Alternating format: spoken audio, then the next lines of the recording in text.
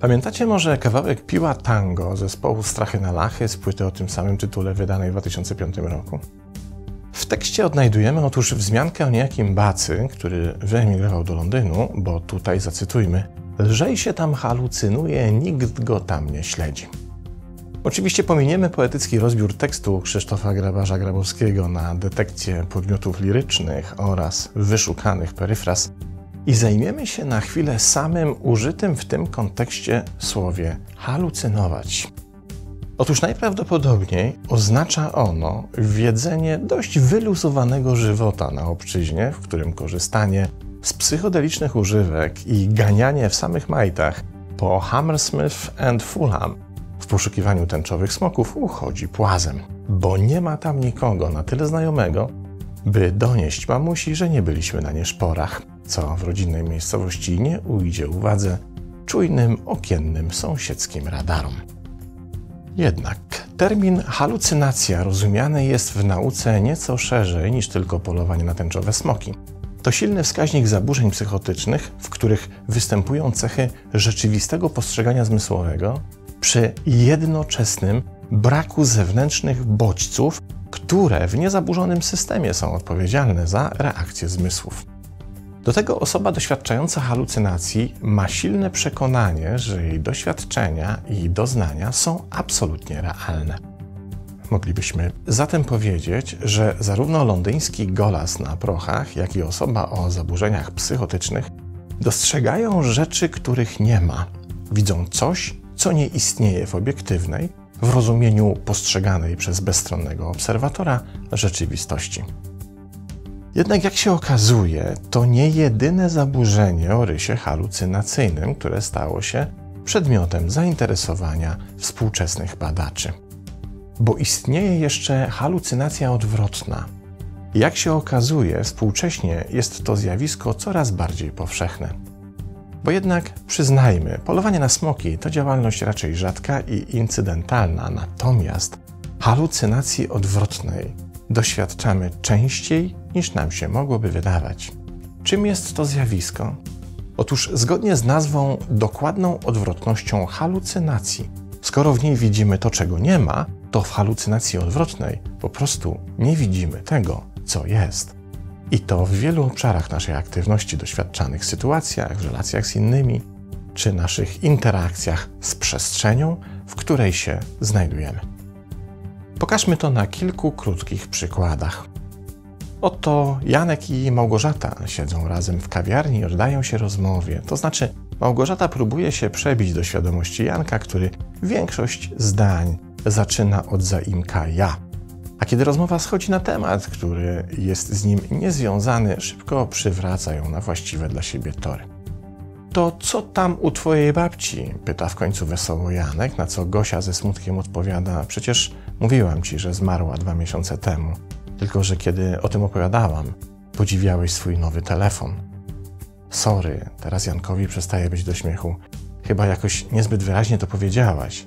Nie, odpowiada wkurzona Gosia. Mówiłam ci to kilka razy w samej dzisiejszej rozmowie, ze 2. Oto Aneta i jej kilkuletnia córka Emilia siedzą w samochodzie przed szkołą Emilii, bo jak co dzień Aneta podwozi ją na zajęcia. Tym razem jednak Anecie wyjątkowo się śpieszy, ma dzisiaj ważne spotkanie z kontrahentami i nie może się spóźnić.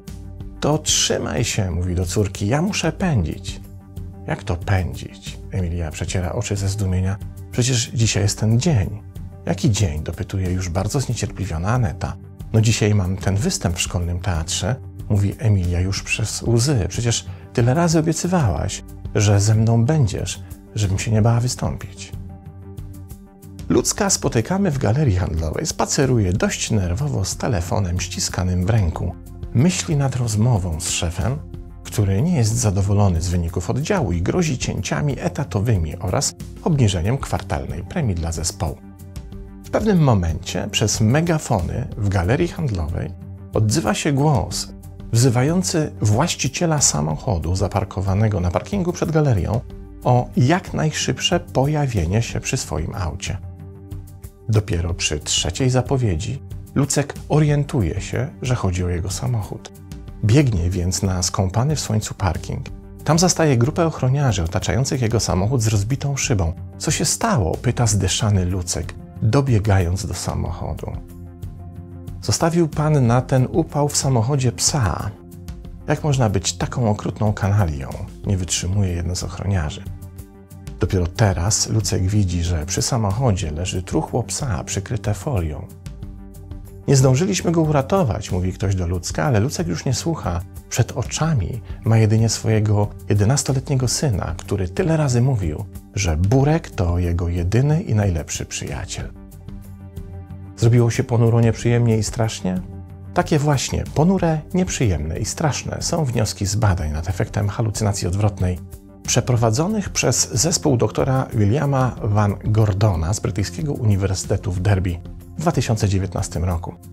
W badaniach tych halucynację odwrotną nazwano nowym psychologicznym czynnikiem chorobotwórczym, leżącym u podstaw przenoszenia szeregu kluczowych globalnych problemów zdrowia publicznego.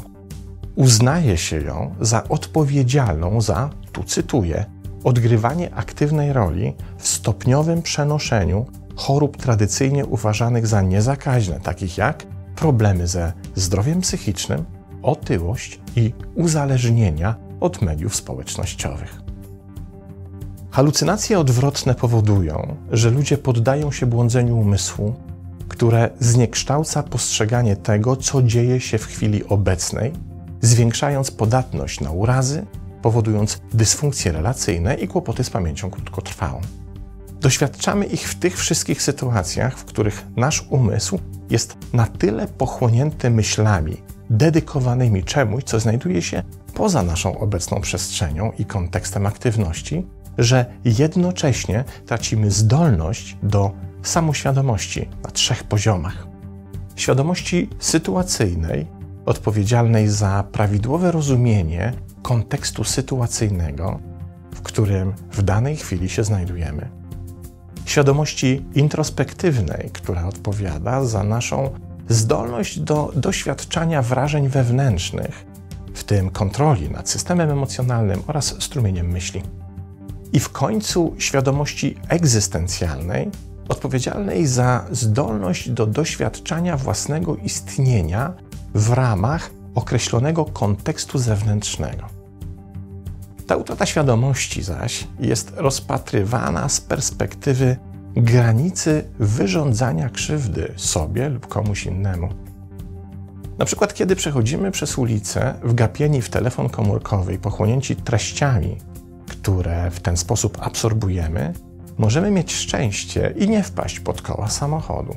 Wówczas utrata świadomości nie przekroczyła granicy wyrządzenia sobie krzywdy. Kiedy jednak wpadamy pod samochód, granica zostaje przekroczona, bo wskutek utraty świadomości skrzywdziliśmy siebie. W drugim przykładzie wyobraźmy sobie kogoś, kto w czasie prowadzenia samochodu pisze SMS-a. Tutaj też efektem może być uniknięcie lub zrobienie komuś krzywdy, na przykład potrącając przechodzącego przez ulicę pieszego. Dostrzeżenie granicy uczynienia krzywdy w halucynacji odwrotnej jest kluczowe z punktu widzenia badań tego zjawiska, bo zwróćmy uwagę, tylko kiedy ta granica zostaje przekroczona, skutki są widoczne, więc dopiero wówczas jesteśmy w stanie ocenić poziom występowania tego zjawiska w skali społecznej. Kiedy zaś ta granica nie jest przekraczana, to zjawisko pozostaje ukryte i nie istnieje żadne narzędzie badawcze, które w wiarygodny i jednocześnie precyzyjny sposób mogłoby ocenić jego skalę. Można i owszem zaufać na przykład badaniom ankietowym, ale problem w tym, że wielu ludzi, nawet anonimowo, nie będzie się chciało do takich epizodów przyznać lub z ich występowania nie zdaje sobie sprawy. Dr William Van Gordon, autor badań nad halucynacją odwrotną, wskazuje kilka wskaźników, w których możemy ocenić prawdopodobieństwo doświadczania tego efektu w naszym życiu, by w porę dostrzec zapalającą się ostrzegawczą czerwoną lampkę, zanim jeszcze dojdziemy do etapu zrobienia krzywdy sobie lub komuś innemu. To na przykład jedzenie, które Gordon nazywa trybem karmienia, w którym to procesie ledwo smakujemy jedzenia, czy też nie jesteśmy świadomi, że wkładamy do ust kolejne jego kęsy, co się zdarza najczęściej, kiedy w trakcie posiłku czytamy gazetę, przeglądamy telefon czy oglądamy telewizję. Kolejnym wskaźnikiem jest nieświadomość przestrzeni osobistej innych osób poprzez nieużywanie słuchawek lub niewyłączanie głośnika podczas korzystania z urządzeń z dostępem do internetu lub aplikacji sieci społecznościowych w przestrzeni publicznej, gdy w pobliżu znajdują się inne osoby. Dalej mamy nawykowy pośpiech, aby gdzieś dotrzeć, np. do pracy, a następnie pośpiech, aby wrócić do domu, nie zauważając podróży i jednocześnie bez występowania uzasadnienia takiego pośpiechu. Następnie angażowanie się w rozmowę z drugą osobą, ledwo jej słuchając lub w ogóle jej nie słuchając. Korzystanie z telefonu komórkowego lub aplikacji mediów społecznościowych w sytuacjach, w których takie korzystanie stwarza zagrożenie dla zdrowia swojego lub innych. Angażowanie się w zadanie lub czynność, taką jak spacer na zewnątrz, z niewielką lub żadną świadomością widoków, dźwięków, zapachów lub ruchów ciała, z powodu rozpamiętywania przeszłości, fantazjowania o przyszłości lub rozmyślania o problemie osadzonym w kontekście innym niż wynikający z miejsca, w którym się przebywa. Zdiagnozowanie u siebie tendencji do zachowań z powyższej listy jest dość istotne z podstawowego powodu. Otóż badania nad halucynacją odwrotną wskazują, że z czasem, jeśli w porę nie podejmiemy starań, by je pokonać, to zjawisko w nas eskaluje, przybierze na sile i zacznie się w naszej codzienności pojawiać coraz częściej. Dzisiaj jedynie nie usłyszałeś, jak znajomy w rozmowie mówił o czymś dla niego ważnym. Za kilka lat zapomnisz o zostawionym w nagrzanym i zamkniętym samochodzie dziecku. To straszna wizja, ale niestety życie pokazuje, że wcale nie zmyślona. Jak się zatem bronić? Co zrobić, kiedy zauważymy u siebie pierwsze, nawet póki co delikatne i wydawałoby się niewinne symptomy halucynacji odwrotnej? Dr Gordon podaje jak na razie jeden sprawdzony sposób obniżenia intensywności, a z czasem pozbycia się tego efektu. To uważność ćwiczona przede wszystkim w praktyce nieformalnej, o której mówiłem już w kilku mini wykładach, więc nie ma potrzeby po raz kolejny tego wałkować. Przy czym warto pamiętać, że uważnościowa praktyka formalna, czyli medytacja, znacznie przyspiesza proces radzenia sobie z halucynowaniem odwrotnym. Każdy ma swoje smoki, jedni tęczowe, na które polują biegając po ulicach wielkich miast.